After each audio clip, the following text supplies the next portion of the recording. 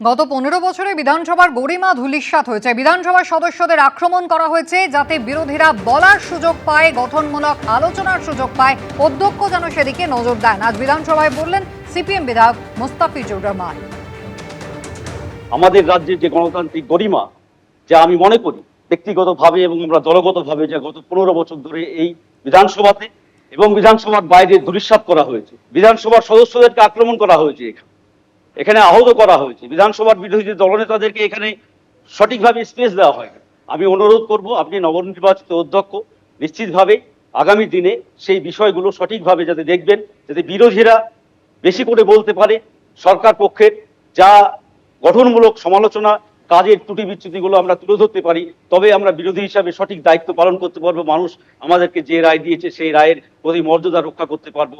সংবিধানের পরিভাষায় house belongs to the opposition. সরকার এবং বিরোধী পক্ষ এরপরে সমানভাবে আলোচনায় অংশ নিতে পারবেন। বিধানসভায় আজ এই আশ্বাস দিয়েছেন মুখ্যমন্ত্রী শুভেন্দু অধিকারী। অধ্যক্ষের নেতৃত্বে রাজ্য সরকারের সহযোগিতায় আমরা আগামী দিনে করব ইত্যাদি আমি আশা প্রকাশ করে বিরোধীদের আশ্বস্ত করতে চাই যে সংবিধানের পরিভাষা, বিধানসভা সংসদীয় গণতন্ত্রে house belongs two opposition, final decision অধ্যক্ষ নেবেন, কিন্তু আলোচনায় অংশগ্রহণের ক্ষেত্রে, সময় বরাদ্দর ক্ষেত্রে সরকারের ভূমিকা, সরকারি দলের ভূমিকা আমি পরিষ্কার করতে চাই।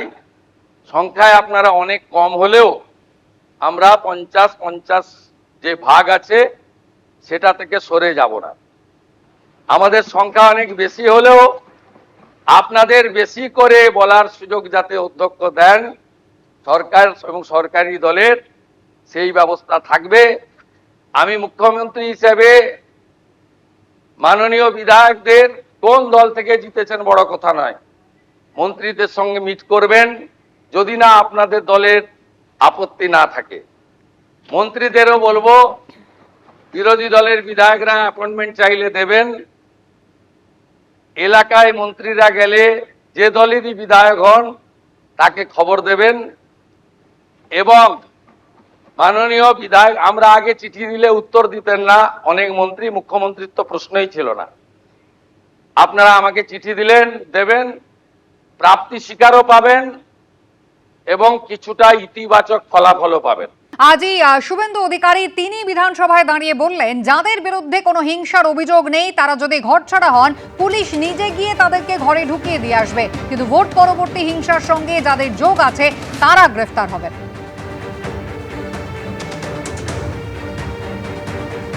যদি যদি যদি কেউ ঘর ছাড়া থাকে, আপনি আপনি মাননীয় ডিজিপির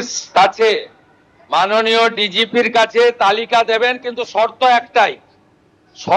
একটাই, ওই ব্যক্তির বিরুদ্ধে 2021 সালে নির্বাচন পরবর্তী সন্ত্রাসের যে 12,500 এফআইআর হয়েছিল তার কোনো অভিযোগ নেই।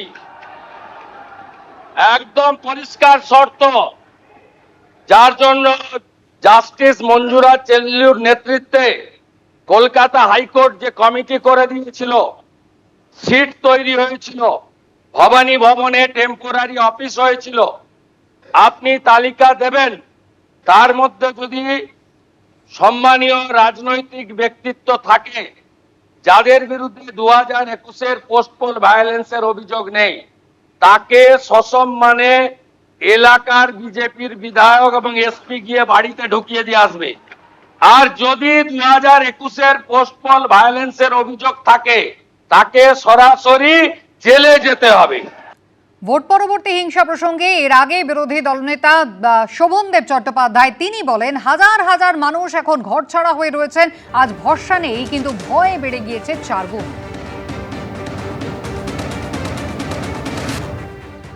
নির্বাচনকে আমরা বলি গণতন্ত্রের উৎসব, যে উৎসবে আপনারা স্লোগান দিয়ে বলেছিলেন ভয় নয় ভরসা, ভয় নয় ভরসা বলেছিলেন। আমরা আশ্বস্ত হয়েছিলাম যে নির্বাচনে জেতার পর ভয় থাকবে না, ভরসা থাকবে। কিন্তু আপনাদের দলের নেতা যিনি, সভাপতি যিনি, তিনি কি বলেছেন? তিনি বলেছেন রাস্তায় নামছেন না কেন আপনারা? উনি আমাকে উপদেশ দিয়ে বলছেন রাস্তায় নামো, তাহলে আপনাদের ভয় কেটে যাবে। অথচ আজকে আমাদের অসংখ্য মানুষের বাড়ি ছাড়া, হাজার হাজার মানুষ আজকে বাড়ি ছাড়া হয়ে গেছে, অসংখ্য মানুষের বাড়ি ভেঙে ভেঙে পড়েছে। আজকে ভরসা নেই, কিন্তু ভয় 4 গুণ বেড়ে গেছে। বহু মানুষ ঘর ছাড়া হয়ে আছে।